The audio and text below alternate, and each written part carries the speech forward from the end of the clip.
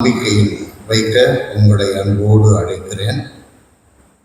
அது என்ன கருத்து என்றால், நம்முடைய வாழ்க்கையில இந்த கடவுள், உயிருள்ள கடவுள், நம்மை வெகுவாக ஆசீர்வதிக்கிறார், நம்மை பலப்படுத்துகிறார். நமக்கு உடல் பலவீனங்கள் இருக்கும், மனதில் கூட பலவீனங்கள் இருக்கும். ஆனால் இவரை நம்புகின்ற அந்த நம்பிக்கையில் நாம் உறுதியாக இருந்தால் அவர் நம்மை எப்படி பலப்படுத்துகிறார்? 18வது திருப்பாடல் அதில் நம்ம வாசிக்கிறோம். 29வது வார்த்தையாக நமக்கு சொல்லப்படுகிறது,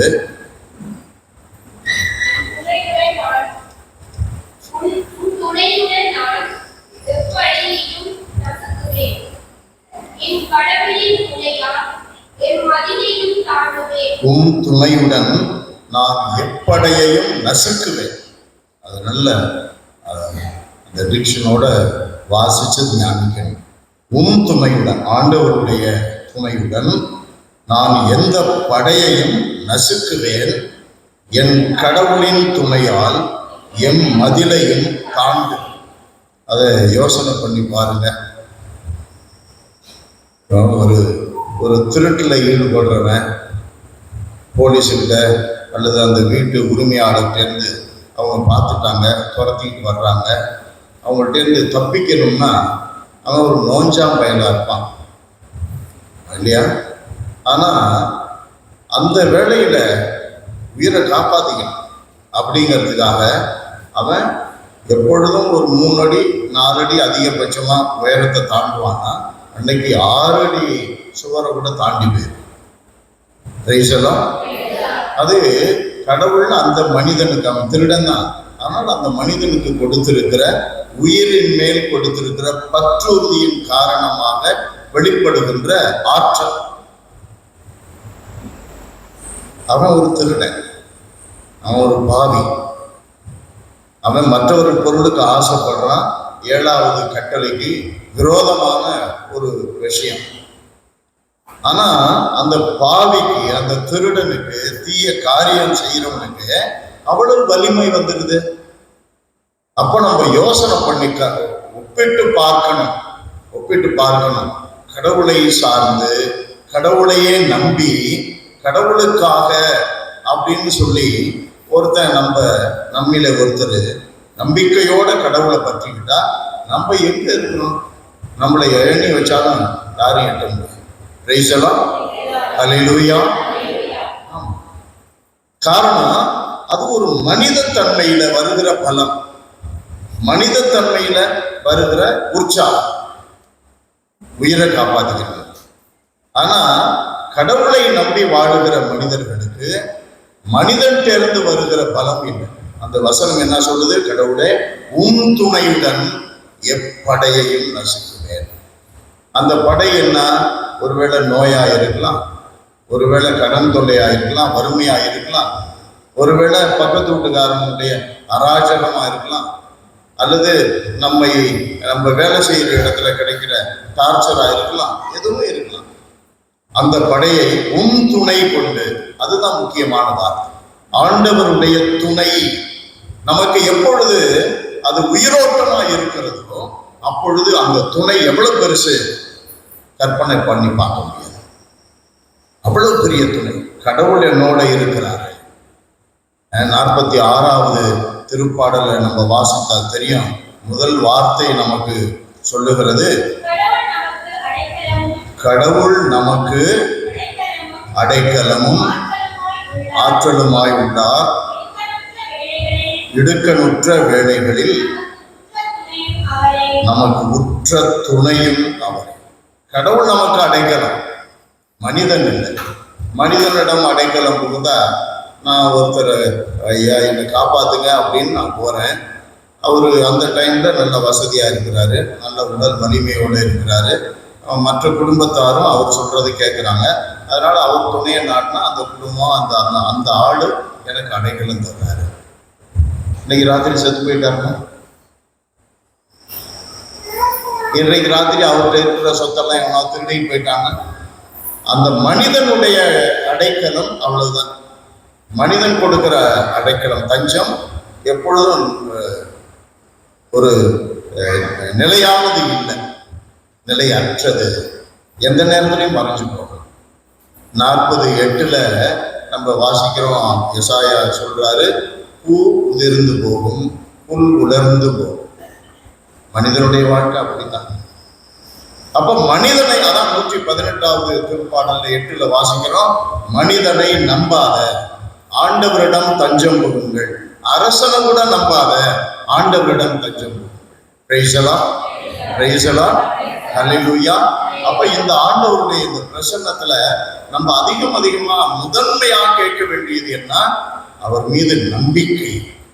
ஏன்னா ஒவ்வொருத்தருக்கும் பல சூழ்நிலைகள் இருக்கும். இன்னைக்கு காசு இருக்கலாம், இல்லாம போகலாம். இன்னைக்கு வேலை இருக்கலாம், இல்லாம போகலாம். இன்னைக்கு உடல் சுகம் இருக்கலாம், இல்லாம போகலாம். இன்னைக்கு மற்றவர்கள் துணையா இருக்கலாம், இல்லாம போகலாம். மற்றவர்கள் நம்மை புரிந்து கொள்ளலாம், நாளைக்கு புரிஞ்சு கொள்ளாம போவாங்க. இது நிலையற்றது. அப்ப நம்ம எதை பிடிக்கணும்? புடிசாயா புளியங்கும்ப அப்படின்னு சொல்றாங்கல்ல, ஏன்னா அது உடையாது. அப்ப நம்ம காப்பாத்திக்கலாம் அப்படின்னு தான். உடும்பு பிடி அப்படின்னு சொல்றாங்க, அதுதான். நம்ம பிடிச்சா அந்த பிடி நம்மளை எப்பொழுதும் காப்பாற்றும். அது யாரு? மனிதன் அல்ல, கடவுள் தான். கரங்களை தட்டி ஆண்டவரை மகிமை. அப்ப நம்முடைய இன்றைய சிந்தனை என்னன்னா, கடவுள், இந்த கடவுள் நமக்கு பலம் தருகிறார், உள்ளத்துல பலம் தருகிறார். அதனால எபேசியருக்கு எழுதப்பட்ட திருமுகத்துல 6வது அதிகாரம் 10வது வார்த்தையை நம்ம வாசிக்கிறோம். நீங்கள் ஆண்டவரோடு இணைந்து அவர் தரும் வலிமையாகும் ஆற்றலாகும் நீங்கள் நிறைந்திருங்கள். ஆண்டவரோடு இணைந்து. அப்ப நம்ம ஆண்டவர்கிட்ட இந்த வலிமையை பெறணும்னா அவரோடு இணைந்து வாழணும். இணைந்து வாழ்ந்தாக்கதான் ஆண்டவர் தரும் வலிமையை நம்ம பெற்றுக்கொள்ள முடியும். பிரைஸ் தி லார்ட், ஹல்லேலூயா. இணைந்து வாழணும்னா என்ன செய்யணும்? 1 யோவான்ல 4வது அதிகாரம் அதுல 15 வாசிப்போம். 15வது வசனம் நமக்கு சொல்லும், அவருடைய கட்டளைகளை கடைபிடித்தால் இணைந்து வாழ முடியும். Price the Lord. அவருடைய கட்டளைகளை கடைபிடிக்கும். அப்ப நம்ம சும்மா ஒரு வழிபாட்டுக்கு வந்துட்டு போற கிறிஸ்தவங்க இல்ல, மனிதர்கள் இல்ல. வழிபாடு இங்க நடக்கலாம், இன்னொரு இடத்துல இதை விட பிடித்தமான விருப்பமான இடத்துல நடக்கலாம். என்னை விட மிக மிக மிக சிறப்பாக வழிபாட்டுல உங்களுக்கு வழிகாட்டுறவங்க இருக்கலாம். ஆனா அப்படி சும்மா ஒரு வழிபாட்டுக்கு வந்துட்டு போற கிறிஸ்தவங்க இல்ல. இந்த வழிபாட்டுல நாம சந்திக்கிற இந்த கடவுளோட இணைந்து வாழ்ந்து அவருடைய வலிமை பெறும். இணைந்து வாழ்வது எப்படி? அவருடைய கட்டளையை கடைபிடி, அவருடைய கட்டளையை கடைபிடி. அதுதான் நமக்கு முதன்மையானது. அப்ப கட்டளையை கடைபிடிக்கிறது எப்படின்னா, உதாரணமா கட்டளை என்ன சொல்றது? ஞாயிற்றுக்கிழமை திருப்பலியில பங்கெடுக்கணும். அது ஆண்டவருடைய கட்டளை. எத்தனையாவது கட்டளை? 2வது கட்டளை, 3வது கட்டளை. 2வது கட்டளை என்ன? 10 கட்டளைகள். முதல் கட்டளை என்ன? நாமே கடவுள், நம்மை தவிர இல்ல. 2வது கட்டளை என்ன? கடவுளுடைய திருநாமத்தை, திருப்பெயரை அப்ப அது பரிசுத்தமா சொல்லு. 3வது ஆண்டவருடைய நாட்களை தூய்மையாய் கடைபிடி, உண்மையாய் கடைபிடி. அப்ப கடைபிடிக்கிறதுனா, நான் திருப்பலிக்கு போனேன். திருப்பலிக்கு நீங்க வருவீங்க, முதல் வாசம் நடக்கும்போது வருவீங்க, 2வது வாசம் வரும்போது நடப்பீங்க, அப்புறம் பாதி பூசையில் வருவாங்க. சில பேர் அந்த நடுப்பூசை டைம்ல வெளியில நின்றுக்குவாங்க. அந்த நற்கரணைக்கு மட்டும் கரெக்டா போய் கை நீட்டிடுவாங்க. அவங்க திருப்பலி அது முடிஞ்சதே 1 மணி நேரம் அந்த கிரவுண்ட்ல இருந்து ஜனங்களோட பேசிக்கிட்டு இருப்பாங்க. அது பேர் ஞாயிற்றுக்கிழமை ஓய்வு நாளை கடைபிடிச்சதா 3வது கட்டளை கடைபிடிச்சதுக்கு அர்த்தமா? 3வது கட்டளையை கடைபிடிக்கிறதுக்கு என்ன அர்த்தம்? அந்த நாள் கடவுளுக்குரியது. கரங்களை தட்டி ஆண்டவரை, அந்த நாள் கடவுளுக்குரியது. இப்போ உனக்குரிய விஷயங்கள்னா எடுத்துக்கிட்டாங்க. இப்போ உதாரணமா வச்சுக்கலாம். என்னுடைய இவருடைய மகனுக்கு மிஸ்டர் ஆரோக்கியசாமி, அவருடைய மகளுக்கு காது குத்து. அதுக்கு முன்ன அந்த குழந்தைக்கு காது குத்துறதுக்கு முன்னால அந்த பக்கத்து வீட்டு ஆடு, இவருடைய சொந்தக்காரரு, இவருக்கு ரொம்ப நெருங்கியவர், மச்சான், பொண்ணான், கொடுத்தான், எல்லாத்துக்கும் அவங்க விசேஷங்களுக்கெல்லாம் போய் என்ன செய்திருக்கிறாரு?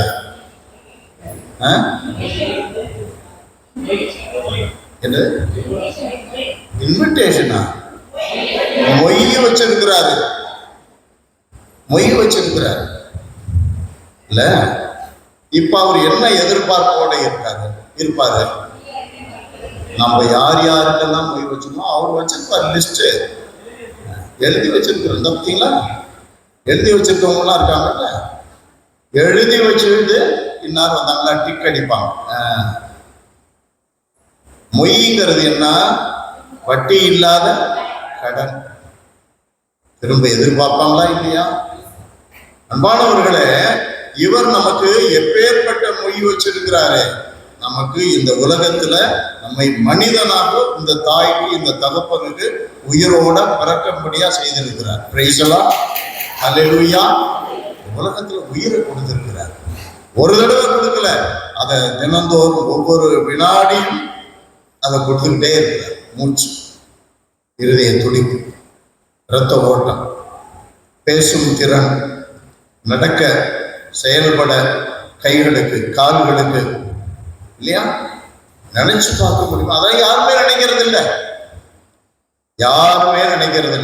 ஐயோ, எனக்கு கடவுள் இந்த நாவு கொடுத்திருக்கிறார், அதனால பேசுறேன். யாருமே நினைக்கிறது.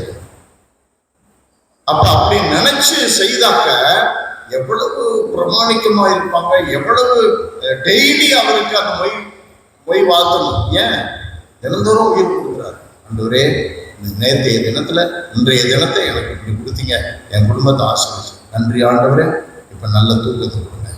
ஒவ்வொரு நாளும் சொல்லி ஆகணுமே, இந்த நாள்ல எனக்கு சம்பளம் கொடுத்தீங்க, இந்த நாள்ல எனக்கு வேலை வாய்ப்பு கொடுத்தீங்க, இந்த நாள்ல இப்படி பிரச்சனை வந்துச்சு, அதுல இருந்து காப்பாத்துறீங்க, இந்த நாள்ல நோயிலிருந்து என்னை விடுவிச்சீங்க, இந்த நாள்ல விபத்து நடந்துச்சு, மற்றவங்க எல்லாம் செத்து போயிட்டான், ஒருத்தன் கால் முறிஞ்சு கை முறிஞ்சு கிடக்கான், என்னை காப்பாத்திட்டீங்க. எவ்வளவு சொல்ல முடியும்? ஒவ்வொரு நாளும் எவ்வளவு சொல்ல முடியும்? அப்போ ஒவ்வொரு நாளும் அவருக்கு மொய் வாழ்த்தணும். நன்றி இயேசுவே, நன்றி. அதான் மொய். நம்ம அவருக்கு போய் என்ன கொடுக்க முடியும்? ஒவ்வொரு நாளும் நன்றி, ஒவ்வொரு நாளும் வாழ்த்துவதற்கும் போற்றுவதற்கும் அந்த உரியவர் அவர். Price the Lord. அப்ப ஓய்வு நாள் கொண்டாட்டம் தான் நம்ம கட்டளை கடைபிடிக்கிறதுனா, அன்றைய தினத்துல காலையிலே பிள்ளைகளெல்லாம் எழுப்பி, முன்னைக்கு ஞாயிற்றுக்கிழமை 8 மணிக்கு திருப்பலி. அப்ப நம்ம மெதுவா எழுந்திரிக்கலாம். இதெல்லாம் முதல்லயே இந்த கடவுளுக்கு விரோதமா மனசை உருவாக்கிட்டீங்க. இன்னைக்கு வீக் எண்டு, அப்ப ரெஸ்ட் எடுக்கலாம். நேற்று வரைக்கும் நம்ம காலையில 5 மணிக்கு, 5:30 மணிக்கு, 6 மணிக்கே எழுந்திரிச்சுன்னா இன்றைக்கு ஓய்வு நாள். அப்ப நம்ம ஓய்வு இன்னும் கொஞ்சம் நேரம் எடுக்கலாம். 7 மணி 7:30 மணிக்கு எழுந்திரிச்சு பல்ல சுத்தம் பண்ணிட்டு மூஞ்சிய கழுவி தலை வாரிட்டு போயிட்டா நம்ம 8:30 மணிக்கு திருப்பலிக்கு ஐயோ முன்னாலே போகலாம் அப்படின்னு சொல்லிட்டு தான் 2வது வாசகத்துக்கு சேரலாம்.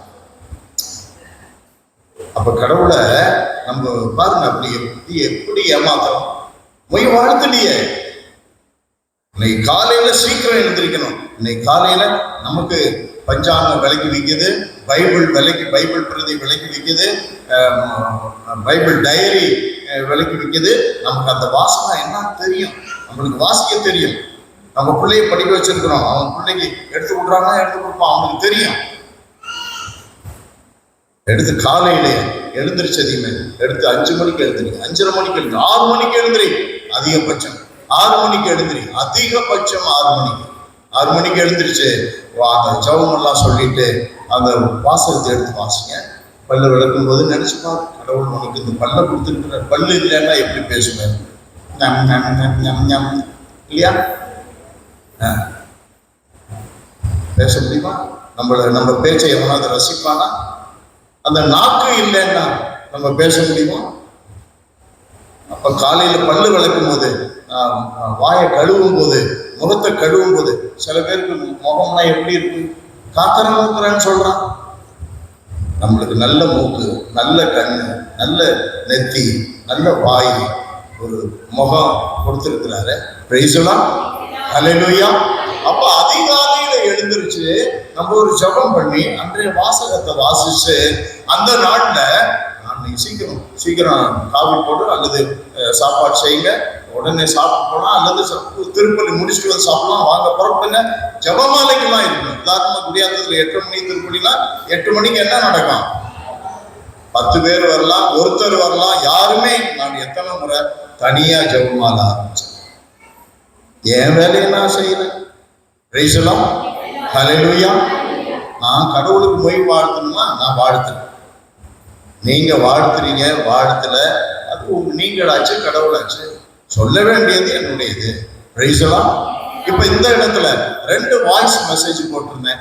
இந்த நம்முடைய மெசியாவின் ஆன்மீக மையம் அப்படிங்கிறதுல, ஆர்சி சர்ச் குடியாத்தம்ங்கிறதுல, அதை மெசியாவின் குரல் 1, மெசியாவின் குரல் 2, மெசியாவின் ஊழியங்கள் எல்லாத்துலயும் அப்லோட் பண்றாங்க, எல்லாம் செய்யறாங்க. எல்லாத்துக்கும் போய் சேர்ந்துருச்சு. என்னது? 5:30 மணிக்கு ஜெபமாலை. எத்தனை பேர் 5:30 மணிக்கு ஜெபமாலை வந்திருந்தாங்க? அப்ப நம்ம கடவுளுக்கு மொய் வாழ்த்துறது நம்முடைய கடமை. பிரைஸ் எல்லாம் ஹல்லேலூயா. அப்ப கடவுளுடைய கட்டளையை கடைபிடிக்கணும்னா தொடக்கம் முதல் கடைசி வரை பெர்ஃபெக்ட்டா செய்யணும். பிரைஸ் எல்லாம் ஹல்லேலூயா. அப்ப அந்த வசனம் சொல்லுகிறது, ஆண்டவரோடு இணைந்திருக்கிறதுக்கு அவருடைய கட்டளைகளை கடைபிடிக்கணும். ஆண்டவரோடு இணைந்து அவருடைய வலிமையை பெற்றுக்கொள்ளும். அவரோடு இணைந்து வாழ்வதற்கு நமக்கு என்ன கடவுள் சொல்லிக் கொடுக்கிறாரு? அவருடைய கட்டளைகளை கடைபிடிக்கணும். கட்டளைகளை கடைபிடிச்சா நமக்கு என்ன நடக்குது? அன்பானவர்களே, மத்தேயு நற்செய்தியில 12வது அதிகாரம், அதுல 29வது வசனத்தை எடுத்துக்கொள்ளும். 12:29 ஆண்டவர் இயேசு ரொம்ப அருமையா நமக்கு சொல்லிக் கொடுக்கிறார். எடுத்துட்டீங்களா? வாசிங்க. வலியவனை முதலில் வலியவனை கட்டினால் அன்றி எப்படி அந்த வலியவனுடைய வீட்டிற்குள் நுழைந்து அவனுடைய பொருள்களை கொள்ளையிடும். அப்ப முதல்ல நம்ம என்ன செய்யணும்? வலியவனை கட்டி போடணும். வலியவன் யாரு? இந்த உலகத்துல நமக்கு எதிராக இருக்கிற வலியவன் யாரு? சாத்தான். சாத்தானுடைய மறுபெயருக்கு நிறைய சொல்லலாம். புகழ், பேரு, இல்லையா, காசு, ஆசை, இவைகளெல்லாம் சாத்தானுக்கு மறுபெயர். உதாரணமா அந்த ஆசை என்ற சாத்தானுடைய மறுபெயருக்கு நேரு விரோதமா இயேசுவுக்கு மறுபெயர் தாழ்ச்சி, எளிமை, இரக்கம், கனிவு, அதெல்லாம் இயேசுவுக்கு மறுபெயர். அப்ப சாத்தானுக்கு மறுபெயர் தான் காசு பணம். அந்த காசு பணத்தை கடவுள் 6:24 மத்தேயுல அவர் சொல்றாரு, கடவுளுக்கும் செல்வத்துக்கும் ஒருவன் பணிவிடை செய்ய முடியாது. அப்ப அவருக்கு ஆப்போசிட்ல வைக்கிறார் செல்வத்தை. அப்படின்னா காசு பணம் இல்லாம நம்மளுக்கு துணிமணி இல்லை, சாப்பாடு இல்லை, ஷெட் இல்லை, லைட் இல்லை, ஒண்ணுமே இல்லையா காசு பணம். அப்ப காசை எப்படி பயன்படுத்தணும்? காசு நம்மள பயன்படுத்தக்கூடாது. காசு நம்ம காசை பயன்படுத்தணும். நம்ம காசை பயன்படுத்தணும். அப்ப இயேசு குதிரை சவாரி போறார். காசு நம்மள பயன்படுத்தினா சாத்தான் நம்ம மேல குதிரை சவாரி. அப்ப காசு இல்ல, முக்கியம் மனிதன், அன்பு, மனித நேயம், கடவுள், தெய்வ பயம். அதுதான் முதல். எது முதன்மை எடுக்குதோ அதுக்கு அடிமை. காசுக்கு நம்ம முதன்மை எடுத்து கொடுத்துட்டா அதுக்கு அடிமை இல்லையா? மனித நேயத்துக்கு அல்லது கடவுள் பயத்துக்கு முதல் இடத்தை கொடுத்துட்டா நம்ம கடவுளுக்கு அடிமை. பிரைஸ் எல்லாம். அப்ப வலியவனை கட்டணும். வலியவன் யார்? உலகத்துல காசு, அதிகாரம், பதவி, புகழ், அதை முதல்ல கட்டணும். வலியவனை கட்டணும். வலியவனை கட்டணும்னா நம்ம பலசாலியா இருக்கணும். நம்ம பலசாலியா இருக்கணும். அன்பானவர்களே, பவுல் ஒரு தடவை பேய் ஓட்டிக்கிட்டு இருக்கிறார் திருத்தூதர் பணியில. நான் நினைக்கிறேன் 18வது அதிகாரம்னு. அதுல ஸ்கேவா அப்படிங்கிறவன் அந்த குருவுடைய ஒரு மகன். அவன் மந்திரவாதி, மந்திரம் பண்ணிட்டு ஜனங்களை ஏமாத்திட்டு பொழைச்சிக்கிட்டு இருக்கிறான். ஸ்கேவா பவுல் பேயை ஓட்டுறாரு. அப்ப இன்னொரு பேய் பிடிச்சவன இந்த ஸ்கேவா அப்படிங்கிறவன், நான் பேயை ஓட்டுறேன் பாரு, இயேசுவின் பேரால நீ அவனை விட்டு போ அப்படிங்கிற. அந்த பேய் என்ன சொல்றது? ஸ்கேவா அந்த மனுஷனை பார்த்து, இயேசுவை எனக்கு தெரியும். பேய் பேசுது, இயேசுவே எனக்கு தெரியும், அவர் முன்னாலே நான் நிற்க முடியாது. அவர் சொல்லியிருந்தாங்கன்னா ஓட்டி பறந்து போயிருக்கேன். பவுலையும் எனக்கு தெரியும், பவுல் இயேசுவனுடைய அடிமை, அதனால பவுல் சொன்னாலும் நான் போயிருவேன். நீ யாரு என்ன ஓட்டுறதுக்கு? ஹல்லேலூயா. அன்பானவர்களை பார்த்தீங்களா? அப்ப கிறிஸ்தவனா இருக்கிறதுனால நம்ம எதுவும் சொல்லிடலாம் இல்ல. அவருடைய கட்டளைப்படி நடந்தா கடவுள் நம்மை பலப்படுத்துகிறார். அவரு நம்ம பலசாலி ஆக்குறார் கட்டளைப்படி. உதாரணமாக எப்படி பலசாலி ஆகணும்? எபேசியருக்கு எழுதப்பட்ட திருமுகத்துல நம்ம 6வது அதிகாரத்துல நம்ம 13-14 இருந்து நம்ம வாசிக்கிறோம். என்ன சொல்லப்படுகிறது பாருங்க. உண்மையை இடைக்கச்சையாக கட்டி கொண்டு, அது நம்மை பலப்படுத்துகிற ஒரு ஆயுதம். உண்மை இடைக்கச்சையாக கட்டி கொண்டு நீதியை மார்பு கவசமாக அணிந்து நில்லுங்கள். அமைதி அருளும் நற்செய்தியை அறிவிப்பதற்கு ஆயத்த நிலையை உங்கள் காலில் மிதியடிகளாக போட்டுக் கொள்ளுங்கள். என் நிலையிலும் இறைவன் மீது நம்பிக்கை எனும் கேடயத்தை பிடித்துக் கொள்ளுங்கள். பாத்தீங்களா? மீட்பை தலைச்சீராவாக அணிந்து கொள்ளுங்கள். கடவுளின் வார்த்தையை தூய ஆவி அருளும் போர்வாளாக எடுத்துக்கொள்ளும். இதெல்லாம் நமக்கு ஆயுதம். வலியவனை கட்டணும்னா நமக்கு கயிறு வேணும்ல. அவன் சத்தம் போடாம மற்றவனெல்லாம் கூட்டி சேர்க்கிறாம வாயில அடைக்கணும். நமக்கு துணி வேணும்ல.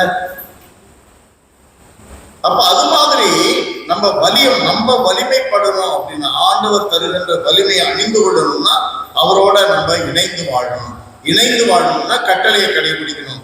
கட்டளையை கடைபிடிக்கணும்னா இதான் கட்டளை. உண்மையை இடைக்கச்சையாக்கட்டு, நீதியை மார்பு கவசமா போடு, சமாதான நற்செய்தி, அமைதியின் அருளும் நற்செய்தி அறிவிக்கின்ற ஆர்வத்தை மிதியடியை போட்டுங்க. கடவுளின் சொல்லை போர்வாளாக ஏந்தி நின்னுங்க. அப்ப அதெல்லாம் இல்லாம நான் கடவுளை கும்பிட்டு இருக்கிறேன், கடவுளே கதின்னு இருக்கிறேன் அப்படின்னு உண்மை வார்த்தையில, இருதயத்துல, நாக்குல, செயல்ல உண்மை இருக்கா? கணவனுக்கு உண்மையா இருக்கிறியா? மனைவிக்கு உண்மையா இருக்கிறியா? கடவுளுக்கு உண்மையா இருக்கிறியா? திருச்சபைக்கு உண்மையா இருக்கிறியா? அயலானுக்கு உண்மையா இருக்கிறியா? உண்மை என்பது கிறிஸ்து. கரங்களை தட்டி ஆண்டவரை மகிமைப்படும். அப்ப நம்மகிட்ட அந்த உண்மை இருக்கணும்.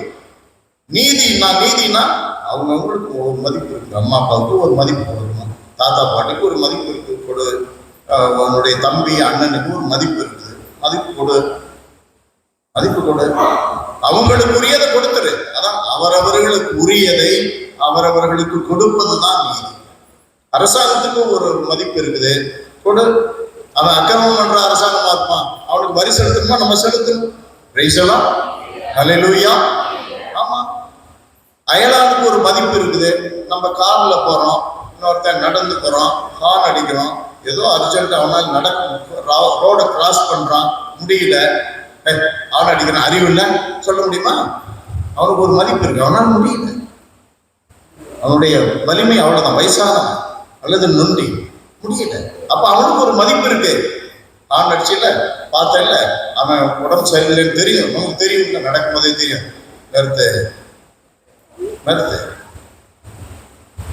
அவன் கிராஸ் பண்ண விரும்புறான், நீ அதுக்கு முன்னால கிராஸ் பண்ண விரும்புறிய. அப்ப அப்ப நம்ம அவங்கவுங்களுக்குன்னு ஒரு மதிப்பு இருக்குது. சின்னவங்க பெரியவங்க, இந்த ஊர் அந்த ஊர், எல்லா மனிதர்களுக்கும் ஒரு மதிப்பு இருக்கு. மனிதனுக்கே மதிப்பு கொடுத்தாதான் அது நீதினா, இவருக்கு எவ்வளவு மதிப்பு கொடுக்கணும் அதுதான் நீதியா இருக்கு. கரங்களை தட்டி ஆண்டவரை மகிமைப்படுத்தும். அப்ப இந்த ஆயுதங்களை வலிவனை 12:29 மத்திய நற்செய்தி என்ன சொல்லுது? இந்த ஆயுதங்களை நம்ம சுமந்தால் ஒழிய, இந்த ஆயுதங்களை அணிந்து கொண்டால் ஒழிய கடவுளுடைய கட்டளையை கடைபிடிக்கல. கடவுளுடைய கட்டளை கடைபிடிக்கலன்னா கடவுளோட இணைந்து வாழல. கடவுளோட இணைந்து வாழலன்னா அவர் தருகின்ற அடைக்கலத்தை அனுபவிக்க முடியாது. அவர் தருகின்ற வலிமையை அணிந்து கொள்ள முடியாது. சொல்லும் இயேசுவே தெய்வமே, அப்பா என்னுடைய மீட்பரே, தெய்வங்களுக்கெல்லாம் மேலானவரே, ஐயா இந்த நாளிலே நான் மன்னிப்பு கேட்டுக் கொள்கிறேன். உங்களுடைய கட்டளைகளை கடைபிடிக்காம ஆண்டவரே என்னுடைய விருப்பம் போல நடந்த ஒவ்வொரு நாளுக்காக நான் மன்னிப்பு கேட்கிறேன். ஒவ்வொரு சமயத்துக்காகவும் ஆண்டவரே உம்முடைய விருப்பத்திற்கு எதிராக நான் செயல்பட்ட நேரங்களுக்காக நான் மன்னிப்பு கேட்கிறேன் சுவாமி. என்னுடைய வார்த்தைகள்ல நான் பொய் சொல்லி இருக்கிறேன் ஆண்டவரை, புரணி பேசி இருக்கிறேன். எப்பொழுதும் ஆண்டவரே மற்றவர்களை நேசிக்கிறதா நான் நினைக்கிறேன், பேசுறேன். ஆனா என்னுடைய பேச்சுல பல சமயத்துல மற்றவர்களுக்கு எதிராக அவர்களுடைய பெயரை கொலை செய்திருக்கிறேன்.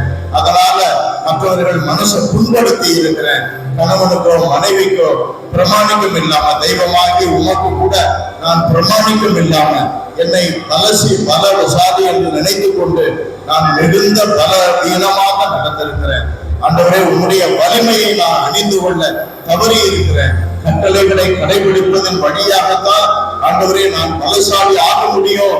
அப்பொழுதுதான் உன்னுடைய துணை கொண்டு என் மதிலையும் தாண்டுவேன், என் படையையும் நசுக்குவேன் என்ற வேத வசனத்தின்படி நான் பலசாலி ஆக முடியும். ஆண்டவரே அடைக்கல பாறை என்று நன்கு காட்டியிருக்கிறீர். அதன்படி ஆண்டவரே இந்த வையகமே புரண்டார், இந்த மலை பெயர்ந்து கடல் நடுவே விழுந்தாலும் கூட நான் ஆண்டவரை அசைவிட மாட்டேன். காரணம் நீங்க எனக்கு அடைக்கலம் என்று சொல்வத உம்முடைய கட்டளைகளை கடைபிடிக்கும் பொழுதுதான் உண்மையாக அனுபவிக்க முடியும் என்பதை ஆண்டவரே நான் உணர்ந்து கொள்கிறேன். என்னை முழுவதும் திருமணம் தாழ்த்திக் கொள்ளுகிறேன். என்னுடைய பாவங்களை எல்லாம் அறிக்கை இடுகிறேன். என்னை முழுவதும் ஒப்புக் கொடுக்கிறேன். என்னுடைய குடும்பத்தை ஒப்புக் கொடுக்கிறேன். மற்றவர்களுக்கு துர்மாதிரியா வாழ்ந்த ஒவ்வொரு நேரத்தையும் சமயத்தையும் ஒப்புக் கொடுக்கிறேன். என்னை மன்னித்து ஏற்றுக்கொள்ளும் ஆண்டவரே. என்னை மன்னிக்கின்றதின் அடையாளமாக எனக்கு நல்ல உடல் சுகத்தை தாரும், மன சுகத்தை தாரும், குடும்பத்தில் அமைதியை தாரும், மகிழ்ச்சியை தாரும், என்னுடைய வறுமை கடன்களிலிருந்து விடுதலையை தாரும். ஆண்டவரே என்னுடைய குடும்பத்தில் இருப்பவர்களுக்கு ஆசீர்வாதமான வளமான வாழ்வை தாரும். என்னுடைய பிள்ளைகளுக்கு நல்ல கல்வியை தாரும், ஆசீர்வாதமான எதிர்காலத்தை தாரும், வேலை வாய்ப்பை தாரும், தொழில் வேலை இந்த இடங்கள் எல்லாம் ஆசீர்வாதமாக இருக்கும்படி, என்னோட பணி செய்கிறவர்களுக்கு நான் துணையாக இருக்கும்படி, அவர்கள் எனக்கு துணையாக இருக்கும்படி சூழ்நிலைகளை மாற்றும், என்னை மாற்றும் ஆண்டவரே. ஆசீர்வதியும் ஆண்டவரே. இந்த மன்றாட்டுகளை உமது அன்பு மகன் எங்கள் நேசத்திற்குரிய ஆண்டவர் இயேசுவின் பரிசுத்த பெயரில் தாழ்மையோடு ஜெபிக்கிறோம். உயிருள்ள எங்கள் நல்ல பிதாவே, ஆமென், ஆமென். மனமிரங்கும் இயேசுவே, மன்னிப்பருளும் இயேசுவே, மனமிரங்கும் இயேசுவே, மன்னிப்பருளும் இயேசுவே. செந்தூரம் போன்றெந்தன் பாவங்களை கழுவிவிடும் இயேசுவே, என்னை ஏற்றுக்கொள்ளும் இயேசுவே. செந்தூரம் போன்றெந்தன் பாவங்களை கழுவிவிடும் இயேசுவே, என்னை ஏற்றுக்கொள்ளும் இயேசுவே.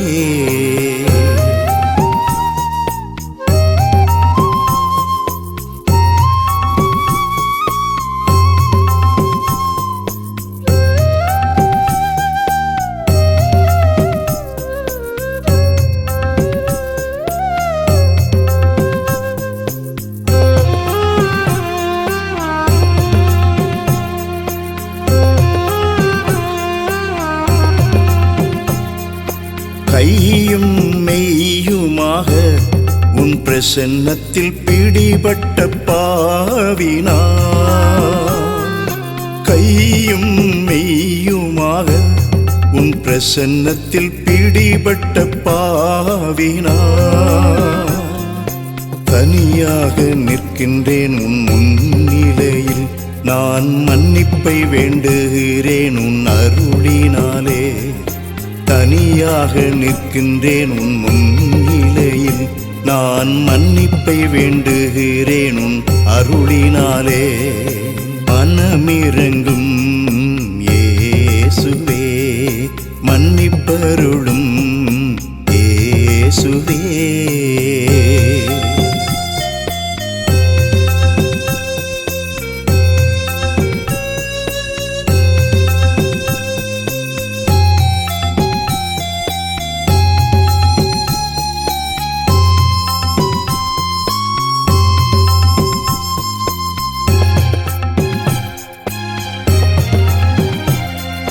சொல்லும் செயல்களுமே என் வாழ்வினில் முரண்பட்ட பாவினா,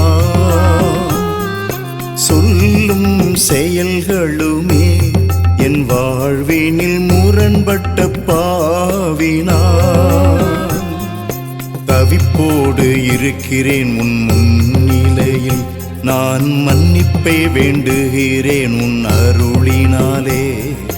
தவிப்போடு இருக்கிறேன் உன் முன்னிலையில், நான் மன்னிப்பை வேண்டுகிறேன் உன் அருளினாலே. மனமிரங்கும் இயேசுவே, மன்னிப்பருளும் இயேசுவே.